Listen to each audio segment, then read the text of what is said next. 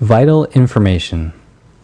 In just a couple minutes, I'm going to reveal the three major factors or three major conflicts that control a woman's sex life. But before I do that, there are 5 basic key things that we've learned in the past few years that even allowed us to begin on this project. Now, if you're already familiar with the Attraction Code, which was my first book, then this will be an ideal refresher course. Number 1. Women are genetically programmed to seek out the one dominant, high-status male in any social group and mate with him.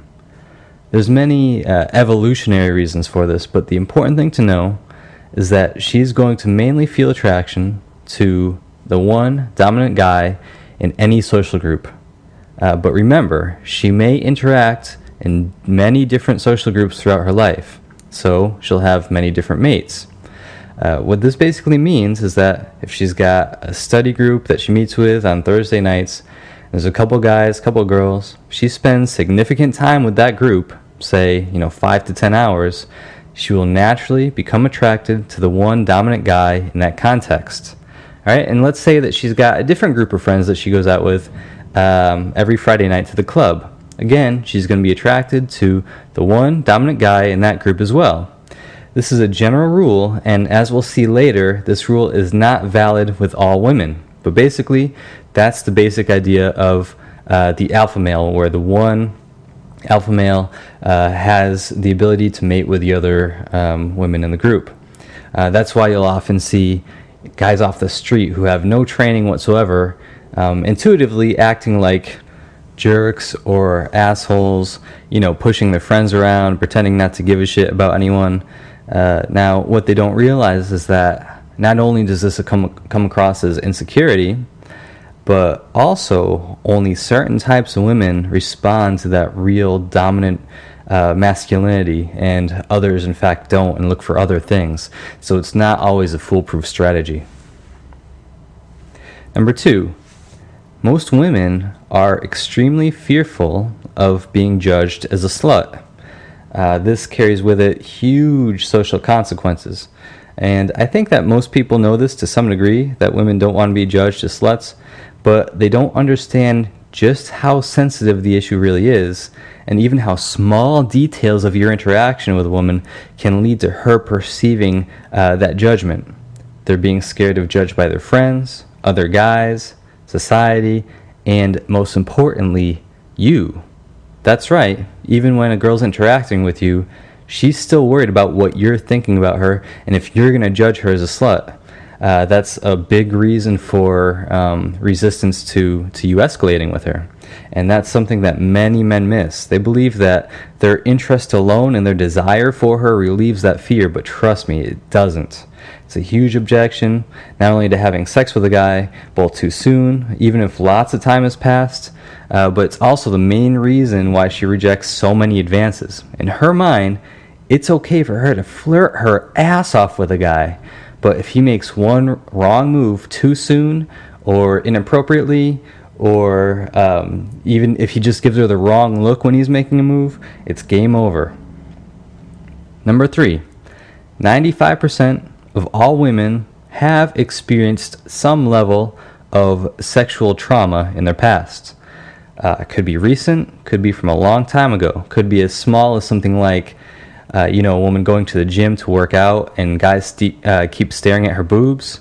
In fact, there's a lot of new gyms now that, they're gyms that are made just for women. A woman can go there and not have to worry about men looking at her. Or this could be even a little bit more significant as full-out sexual assault or rape. Most of the time when that happens, it's someone that she knew, someone very close to her, and it could be from a stranger as well. All this stuff counts as sexual trauma, and most women have experienced it on some level. This is a very important thing to understand because most guys never have this experience. It's completely alien to them. So it's something that we have to take into consideration when we're developing this. So when I found this stuff out, for example, I was pretty shocked because, as guys, we don't ever worry about this stuff.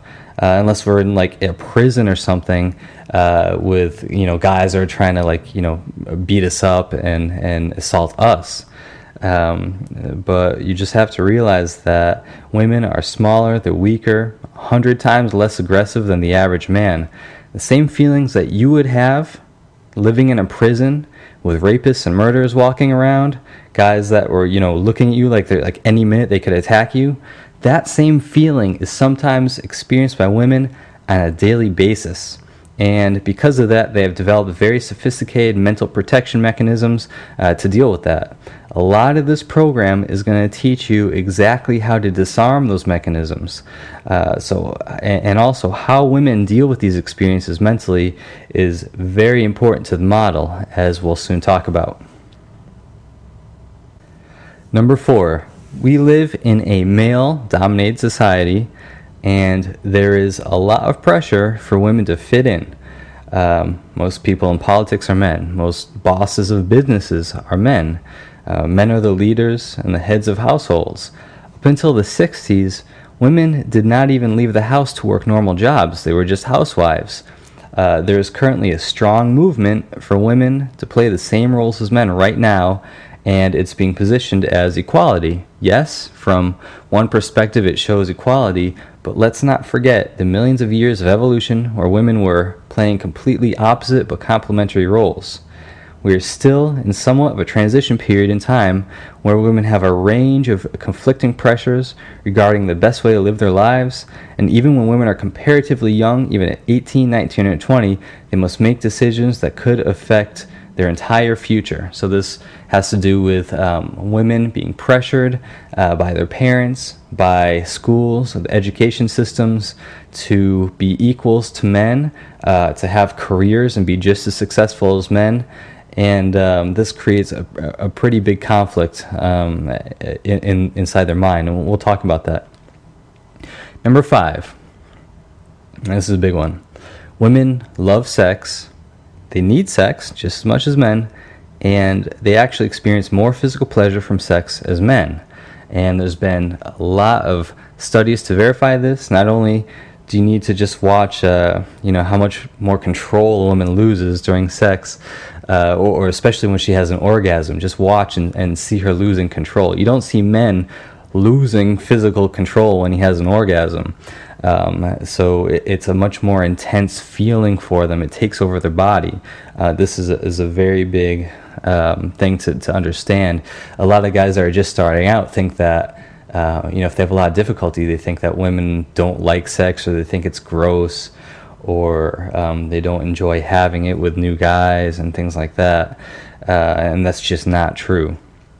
So women do actually enjoy sex. They love it. They need it.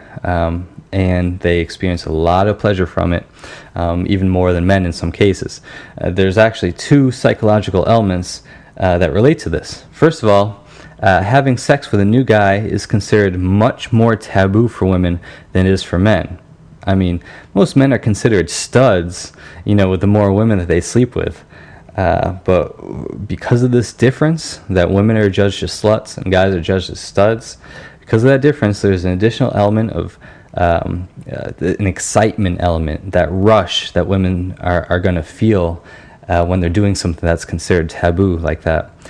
Secondly, biologically, the stakes are much higher.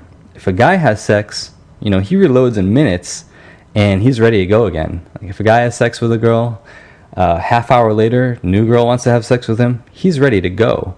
So a man can mate with, theoretically hundreds or thousands of women in a year. However, a woman can only be pregnant once per year. Well, technically it's 9 months, but because of this higher risk, there's a higher reward. So keep in mind that women do want sex. They get a lot of pleasure from it.